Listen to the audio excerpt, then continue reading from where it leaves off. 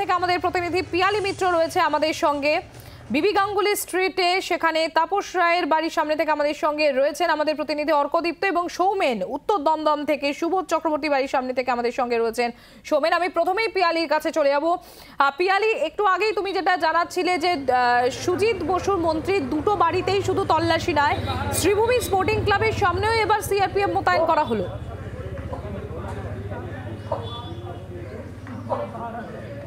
একেবারেই দেখো, সেখানে কেন্দ্রীয় বাহিনীর 3 জন জওয়ানকে মোতায়েন করা হয়েছে এবং সেখানেও তল্লাশি অভিযান চলতে পারে, তার কারণ সেই ক্লাবে বিভিন্ন সময় তিনি বসতেন এবং তার অফিসও রয়েছে, সুজিত বসুর অফিসও রয়েছে, ফলে সেখানেও তারা তল্লাশি অভিযান চালাতে পারেন এবং সেই কারণেই আগে থেকে কেন্দ্রীয় বাহিনীর জওয়ানদের ওখানে মোতায়েন করা হয়েছে যাতে এই মুহূর্তে কেউ ক্লাবে প্রবেশ করতে না পারে। এই মুহূর্তে যে ছবিটা আরও একবার দেখাবো এবং তারপরে কেন সুজিত বসুর বাড়িতে এই তল্লাশি অভিযান সেই বিষয়ে আবারও আমাদের দর্শকদের জানাবো। একটু ছবিটা দেখাবো যে যবে থেকে ইডির এই অভিযান, ইডি হোক বা সিবিআইয়ের যে অভিযান শুরু হয়েছে, আমরা বিভিন্ন সময় দেখেছি যে কেন্দ্রীয় বাহিনীর জওয়ান থাকে, কিন্তু যে সংখ্যাটা সেটা এক একটা স্পটে সেটা ম্যাক্সিমাম 4 জন করে কেন্দ্রীয় বাহিনীর জওয়ান থাকতো, কিন্তু আজকে সেই সংখ্যাটা কার্যত দ্বিগুণ। তুমি দেখতে পাচ্ছ এক একটা স্পটে অন্তত পক্ষে 10 থেকে 12 জন করে কেন্দ্রীয় বাহিনীর জওয়ান রয়েছে এবং তাদের সঙ্গে হেলমেট রয়েছে, তারা চেস্ট ভেস্ট পরে রয়েছে, তাদের হাতে লাঠি রয়েছে, তাদের সঙ্গে ঢাল রয়েছে। এবং এই যে একেবারে পরিবর্তনটা সেটা কিন্তু সরবেরিয়ায় গত 5ই জানুয়ারি যে ঘটনা ঘটেছিল, তুমি জানো 5ই জানুয়ারি ইডির আধিকারিকরা শাহজাহান শেখের বাড়িতে যখন অভিযান চালাতে যায় সেই সময় তাদের রক্তাক্ত হতে হয়েছিল এবং তারপর থেকেই কিন্তু যারা আর্ম ফোর্সের যারা জওয়ানরা রয়েছে তাদেরকে নির্দিষ্টভাবে নির্দেশ দেওয়া হচ্ছে এ রাজ্যে যেখানেই তারা তল্লাশি অভিযান চালাবেন, ঠিক যেভাবে LWE এরিয়া বা কাশ্মীরে তাদের যখন অভিযান চলে তারা যেভাবে একেবারে সম্পূর্ণভাবে প্রিপেয়ার থাকেন হেলমেট, চেস্ট ভেস্ট, লাঠি ঢাল নিয়ে, ঠিক এখানেও কিন্তু সেই রকম প্রিপারেশন নিয়ে একেবারে গার্ডিং করতে হবে। আমরা আজকে সেই ছবিটা দেখছি। এবার জানাবো যে কেন সুজিত বসুর বাড়িতে আজকে ইডির অফিসারদের এই রেড। তুমি জানো যে পুরসভার নিয়োগ দুর্নীতির মামলা যেটা অয়নশীলকে গ্রেপ্তারির মাধ্যমে সামনে এসেছিল এবং একাধিক পুরসভা যার মধ্যে টিটাগড়, বরানগর, ব্যারাকপুর, উত্তর দমদম, এই সমস্ত যে পুরসভা সেখানেও নিয়োগে দুর্নীতি হয়েছিল এবং টাকার বিনিময়ে চাকরি বিক্রি করা হয়েছিল। সুজিত বসু 2009 সাল থেকে 2021 সাল পর্যন্ত দক্ষিণ দমদম পুরসভার ভাইস চেয়ারম্যান পদে ছিলেন এবং এই যে দুর্নীতিটা হয় ইডির আধিকারিকরা যেটা জানতে পেরেছেন যে 60টারও বেশি পুরসভাতে 5000-এরও বেশি পদে মজদুর পদ, ড্রাইভার পদ, টাইপিস্ট পদ, এই বিভিন্ন পদে অযোগ্য চাকরি প্রার্থীদের টাকার বিনিময়ে চাকরি দেওয়া হয়েছিল এবং যেহেতু সুজিত বসু এবং এই যে দুর্নীতিটা হয় সেটা 2012 সাল থেকে 18 সালের মধ্যে হয়েছিল এবং সুজিত বসু 2009 সাল থেকে 2021 সাল পর্যন্ত দক্ষিণ দমদম পুরসভার ভাইস চেয়ারম্যান পদে ছিলেন। ফলে এই যে পুরসভাগুলোর মধ্যে দুর্নীতি হয়েছে তার মধ্যে দক্ষিণ দমদম পুরসভাতেও নিয়োগে দুর্নীতি হয়েছিল।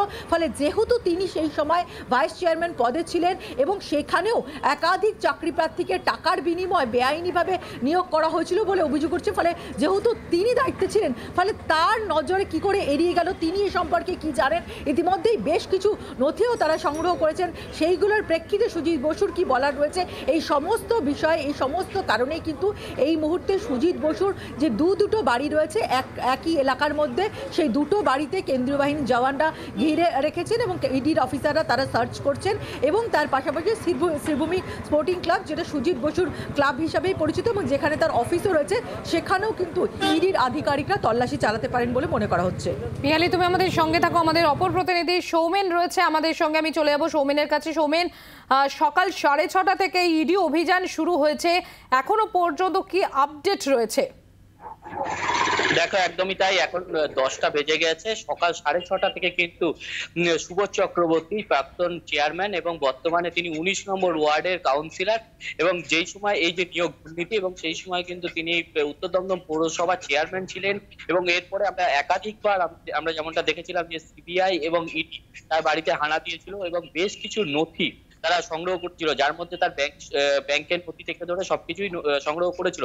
এবং ইতিমধ্যেই কয়েকদিন আগে আমরা যেমনটা দেখলাম যে তার ছেলেকে যেহেতু যেমনটা বারবার অভিযোগ উঠেছিল পৌরসভাতেই, যে তার ছেলেকে বেআইনি ভাবে কিন্তু চাকরি দেওয়ার অভিযোগ উঠেছিল, এবং সেই মতো কিন্তু নিজাম প্যালেসে তার ছেলেকেও কিন্তু বেশ কয়েকজনের সাথে নিজাম প্যালেসে তার ছেলেকেও ডেকে পাঠানো হয়। এবং আজ সকালবেলা 6:30 থেকে কিন্তু যেমনটা দেখা হচ্ছে তার বাড়িতে সেন্ট্রাল ফোর্স কিন্তু পুরো ঘিরে রাখা হয়েছে সকাল 6:30 থেকে।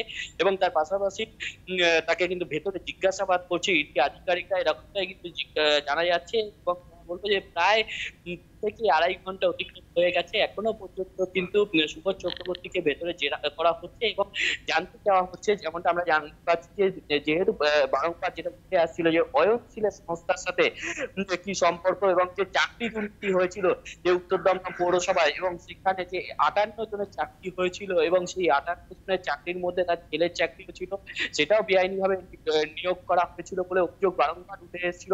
এবং এই সকল বিষয় নিয়ে জিজ্ঞাসাবাদ করা হচ্ছে বলে এরকমটাই জানা যাচ্ছে।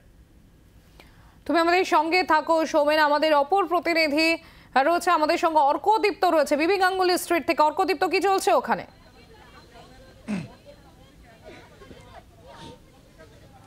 দেখো, 3 ঘন্টার সময় অতিক্রান্ত। বরানগরের বিধায়ক তিনি রয়েছেন তাপস রায়ের বাড়ি এখানে, এবং সকাল 6:30 পরেই কিন্তু ইডি আধিকারিকরা এখানে এসে পৌঁছন এবং তাকে জিজ্ঞাসাবাদ এবং তার বাড়িতে তল্লাশি করতে শুরু করেন। এই যে 105 নম্বর বিবি গাঙ্গুলি স্ট্রিট, তার একদম টপ ফ্লোরে তাপস রায়ের ফ্ল্যাট যেখানে তিনি থাকেন। এবং প্রথমে এই বিল্ডিংয়ের একদম গ্রাউন্ড ফ্লোরের নিচে তার একটি অফিস রয়েছে তাপস রায়ের, এবং সেখানে কিন্তু প্রথম ইডি আধিকারিকরা যান। সেটা বন্ধ পাওয়ার পরে তারা তার ফ্ল্যাটে গিয়ে কথাবার্তা শুরু করেন, এবং তার কিছুক্ষণ পরে এসে তারা আরও একবার তার অফিসটা খোলান, এবং অফিসেও কিন্তু তল্লাশি চালান বেশ কিছুক্ষণ, এবং পরিবারের লোকজনের সঙ্গেও কথা বলেছেন ইডি আধিকারিকরা বলেই খবর। এবং ফের এখন অফিস থেকে বেরিয়ে তার ফ্ল্যাটে গিয়ে তাকে জিজ্ঞাসাবাদ করা হচ্ছে এবং তল্লাশি চালানো হচ্ছে।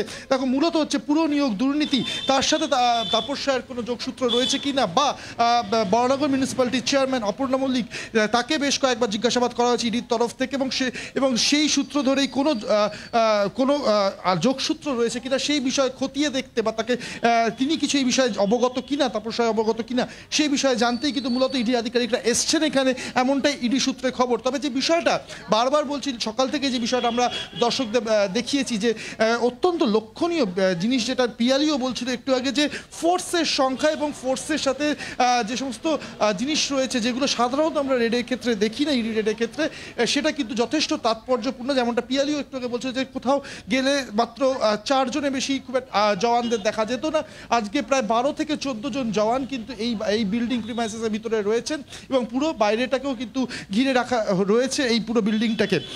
এবং তাদের সঙ্গে যে ফাইবার রড বা হেলমেট বা চেস্ট গার্ড এগুলো কিন্তু থাকে না, সেগুলো রয়েছে। অর্থাৎ প্রায় 144 ধারা জারি হলে বা মাওবাদী এলাকায় গেলে যেরকম প্রস্তুতি নিয়ে তারা যান, সেই প্রস্তুতি নিয়েই কিন্তু এখানে জওয়ানরা রয়েছেন। এবং একই সঙ্গে লোকাল থানা থেকেও কিন্তু আধিকারিকরা এসছেন, এখনও তারা অপেক্ষা করছেন বাইরে, এবং এসিপি পদমর্যাদার একজন অফিসার আছেন, তিনিও কিন্তু এই বাইরে এই অপেক্ষা করছেন।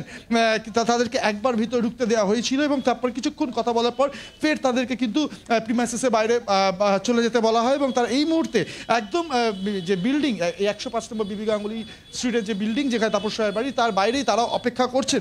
ফলে সব মিলিয়ে কিন্তু পরিস্থিতি এখনও একই রকম, জিজ্ঞাসাবাদ চলছে, তল্লাশি চলছে, এবং এই তল্লাশি কিন্তু দীর্ঘায়িত হওয়ার একটা সম্ভাবনা রয়েছে। কারণ প্রথমে সকালে যতজন জওয়ানকে নিয়ে ইডি আধিকারিকরা এসেছিলেন, তার থেকেও কিন্তু কিছুটা রিএনফোর্স করা হয়েছে, আরও কিছু সংখ্যা বাড়ানো হয়েছে। ফলে মনে করাই যেতে পারে বা বলা যেতেই পারে যে এই জিজ্ঞাসাবাদ দীর্ঘায়িত হতে চলেছে, এবং সেই জন্যই রিএনফোর্সমেন্ট করা হয়েছে। এবং সব মিলিয়ে এই ঘটনা, ইডি এই তাপস রায়ের বাড়িতে আসা এবং তাকে জিজ্ঞাসাবাদ তল্লাশি, এই ঘটনা নিয়ে কিন্তু এই যে বউবাজার চত্বর, সেটাতে কিন্তু বহু মানুষ ইতিমধ্যেই বাইরে ভিড় জমিয়েছেন, এবং সকলেই একটা ঔৎসুক্য রয়েছে খুব স্বাভাবিকভাবেই। এবং সব মিলিয়ে থমথমে একটা পরিবেশ প্রিমাইসেসের ভিতরে রয়েছে, কোনো মানুষকে ঢুকতে দেওয়া হচ্ছে না বা বেরোতে দেওয়া হচ্ছে না, কিন্তু বাইরে বহু মানুষের ভিড়। তো সব মিলিয়ে এলাকায় কিন্তু একটা চাপা উত্তেজনা রয়েছে, এবং ইডি আধিকারিকরা কতক্ষণ এই জিজ্ঞাসাবাদ পর্ব চালান সেটার দিকে কিন্তু একটা নজর থাকবে। বাংলার আওয়াজ, বাঙালির আবেগ, জি 24 ঘন্টা।